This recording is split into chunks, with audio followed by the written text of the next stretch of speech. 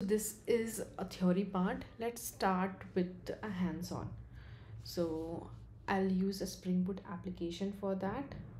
Okay, I'll create a Spring Boot application. I'll just open, yes, so this is my IntelliJ. I'll create a new project. Okay, so let's write the name of the project. I'll use Spring Initializer, Rabbit MQ project. Okay, just give the group name as com.rg. It's Java. I'll be using JDK 11. Okay, and I'll do next. I'll be using Lombok. Okay, I'll be using Spring Web as a dependency, since we'll be using REST controller. Okay, and now we need RabbitMQ, so we'll use Spring RabbitMQ. Okay, now hope you are able to see my project. So this is the one project. Let's start creating the stuff. So to try this out, we need a controller. Okay, I'll just have it as my message controller. Okay, now I need to have some configuration. So RabbitMQ config file. For that I'll have one publisher which will actually generate the message, or I think controller is fine for that. I think we can just add consumer you can create in other project as well, but I'll use the same yeah, I'll be using the same project. Okay, so we need only this much file for RabbitMQ to operate. Okay, so let's start with configurations. Okay, let's mark it as @configuration. So what is the first configuration we need? So if you see here, so we have different components, but currently in our system we don't have anything. We don't have producer, we don't have exchange, we don't have queues, we don't have consumers. So we need each and everything to be created. We'll start with the queues. Okay, let's create the queue name electronics. Okay, let's public, this is not this queue, right. This is AMQP core queue. Okay, I'll just garment, it is electronic queue, sorry, ELEC electronics queue, right? What it will return? It will return me new of queue. Okay, and I'll name as electronics, ELECTRONICS electronics. Okay, we have to add it as a Spring Bean. Okay, now this is one component. Now we need an exchange, right? So I'll create an exchange, public exchange. It's TRONICS electronics exchange, right? What it will return me? New, since we are using direct exchange. Okay, so we need to name this as well. Okay, so we'll just name it as direct, just name it meaningfully, so that, okay, now this is done. We will mark this also as a Spring Bean. Okay, now the change with this queue, right? So we need to register our queues with this direct exchange. So we can queues, but we need to create some connection, like this exchange is associated with these two queues. We need to operate with these three queues, right? So we need to create association with these three queues. This will be one association. Second association will be with this electronic. For this binding key, we need to bind with this queue, right? We need two binding here. So we will, how we will do this, we'll create public, it will return me a binding.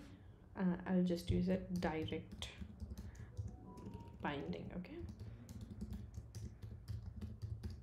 so what it will take, it will take a queue. I'll just name it as electronic queue. Okay, and direct exchange. Okay, so how we will bind it, we need to just return binding builder dot bind the queue. It will take electronic queue dot to direct exchange dot with. So it is asking for the routing key, right? So I'll just add ELECTRONICS electronics. So just have a look, like this is a small e, this is capital E, and this is the direct exchange. Okay, so this is the binding what we have created. Now we know that the exchange between the applications work on the basis of only bytes. We use bytes for an exchange, right? It is only binary, it understands. So we need to add a message converter, so both the application understand when we send the message, when the message will reach to the RabbitMQ, we'll be able to see that. So for this we need to add a message converter.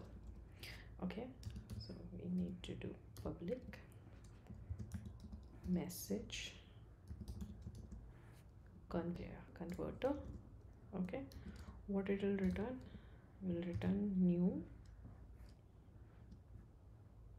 mark it as string bean, this as well.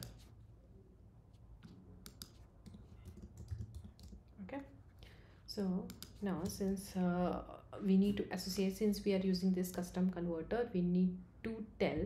So we'll be using Rabbit template to call the message, to send and receive the message to the message queue, right? So for this, what we need to do, AMQP template. So we'll use connection factory. Okay, now we'll use find Rabbit template. Okay, equal to new Rabbit template. It will take the connection factory. Okay, now we need to add this message converter. So since we are using a different message converter, so we'll be using this. Okay, now only for this purpose we added this method. Okay, now this is done. This also as spring b. Okay, so this is the only configuration we need. Okay, please see here we only added one exchange. Okay, we can add multiple queues and multiple exchanges as well. So for simplicity, we will be adding only one queue over here for the direct exchanges, since it's very simple. Okay, it's could not wire no beans of direct exchange type. We can just change it to direct exchange. Okay, so let's move to, we need to create one more class for the custom message. Okay, for our message we can just name it as custom message. Okay, so it will have, suppose, public string r routing key. For simplicity, I'm adding everything over here. Okay, string exchange and public uh, message. Okay, so we'll create this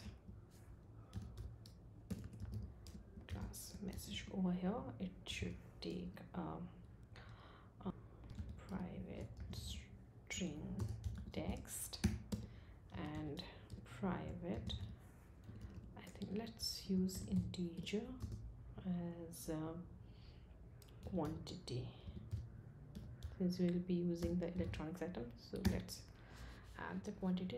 Let's make everything private. Okay, let's add getter and setter. Let's add constructors. Okay, we'll use the same thing for this as well. Okay, so our models are also ready, our configurations are ready. Now we need to create the publishers. So we'll need to create a REST controller, right? So use just message. Okay, we'll use a simple public which will return as a string get data. Okay, and it will take a request body. Okay, and the name of the request body should be custom message. Okay,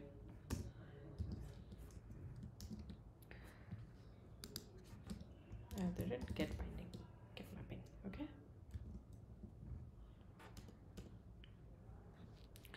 so why do we use the RabbitMQ? Since RabbitMQ just sends the data to the RabbitMQ and we carry on with our work, right? So what we will do, we will send message to RabbitMQ and we will carry on with our normal. So we'll use this success. Okay, so here what we will do, all the message will be sent here. Okay, okay, so what we will do, we need to inject Rabbit template for that. Okay, so with the use of Rabbit template only we will be able to send and the data. Okay, so we'll use Rabbit template. We have something called convert and send. There also it's an overloaded method. You can use one of it. So we will use the first one, which will take an exchange type, a routing key, and our message. Okay, now if you see in that custom message field, I have already have this routing key, exchange, and the message. Okay, for simplicity purpose, so I'll just take get routing key. Okay, custom message dot exchange. I think the first one was exchange, right? Routing key now. And custom message dot get message. Okay, 1 minute. Let me just check what was the first parameter. It was exchange. Yeah,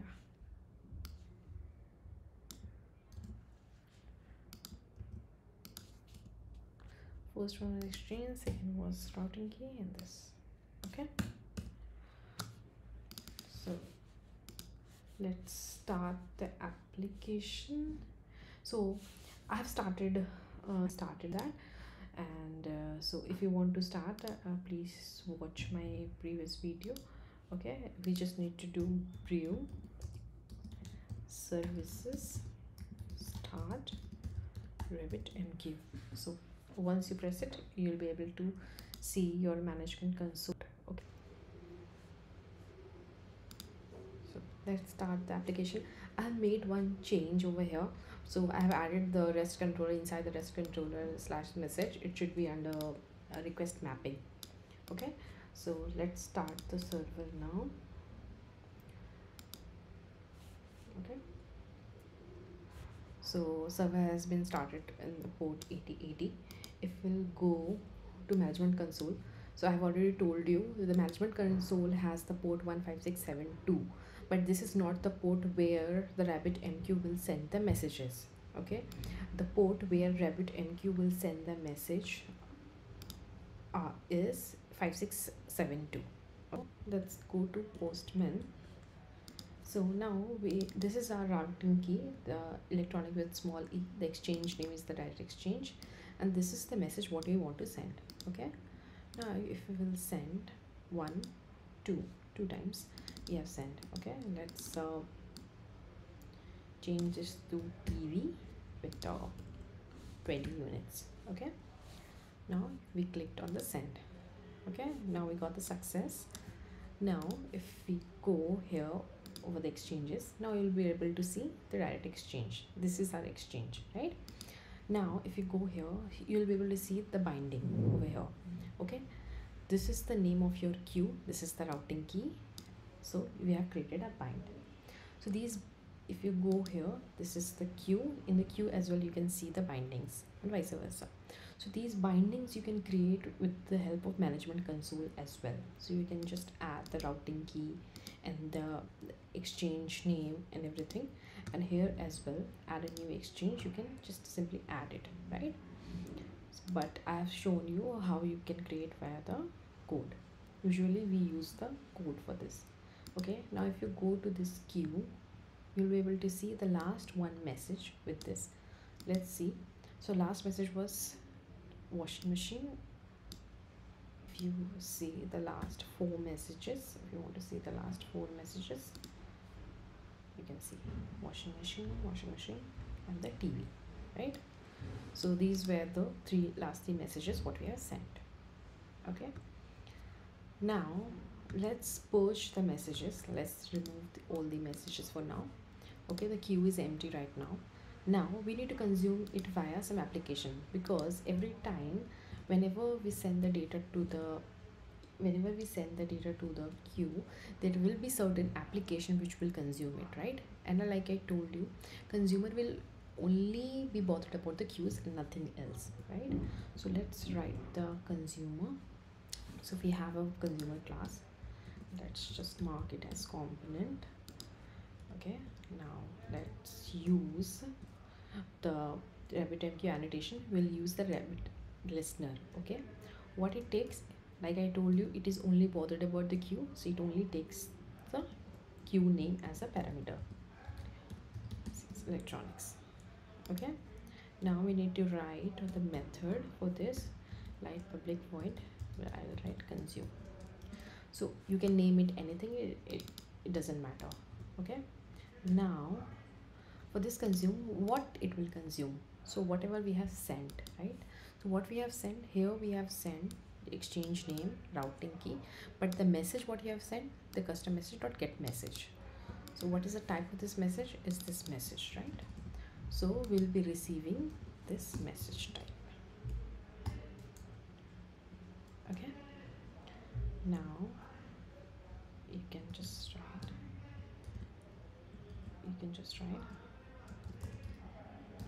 I have that message. Okay, and just will print this message whatever we have received. Okay, so now so let's restart our application.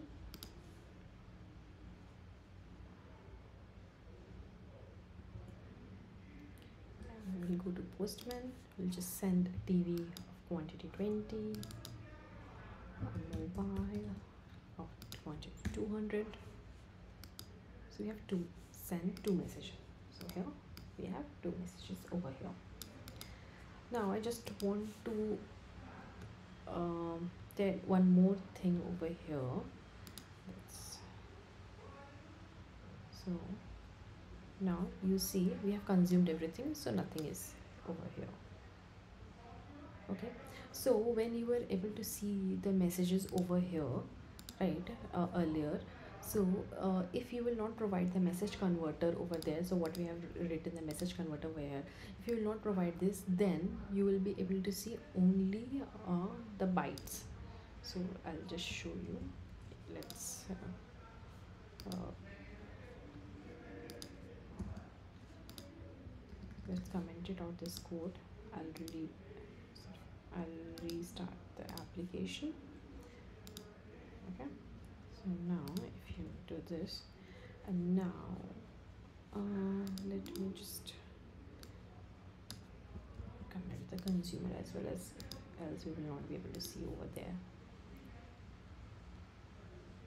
Okay, now if we send the data,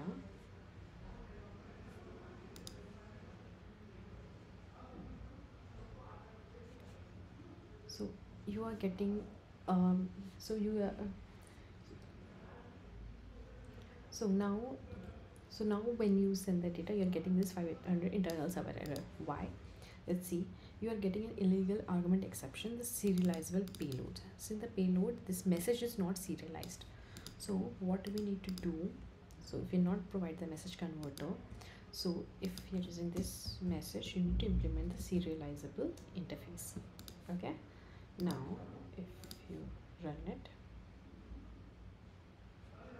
it works properly. Now if you send any message, you got the success. Okay, but if you come to management console, okay, let's refresh it manually. Now if you get the last message, see, you'll be able to see only bytes and not the message converted into the JSON format. Okay, for that particular reason, you should have this message converter ready.